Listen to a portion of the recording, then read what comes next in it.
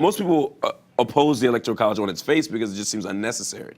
But no one's ever gotten into or people rarely get into the nuances of why, one, it was initially needed, and two, why it's no longer needed. Well, there was also a technological reason as well, because what was happening was, a farmer in Massachusetts, an isolated farmer who might have the right to vote early on, couldn't be expected to know who the candidates were. So he would cast his vote, and then the state legislature of Massachusetts would know who the candidates were and would make the wiser decision for him, ultimately.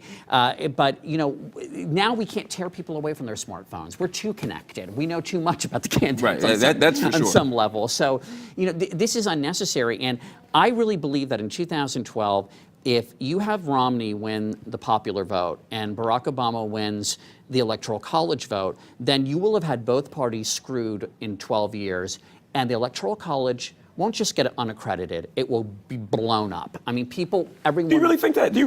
Because this is the first year statistically where it's possible for a Democrat to win, to have what happened in 2000, where a Democrat could win the popular vote and lose the electoral vote.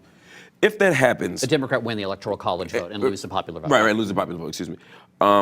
If that were to happen, do you actually think that we'd see reversal of the electoral or an elimination of the electoral college? Well, 62% of Americans oppose the electoral college. There is a little bit of a political divide. More than half of Republicans and Democrats, but there are more Democrats that oppose it than Republicans. Let's just say that one of the reasons is because because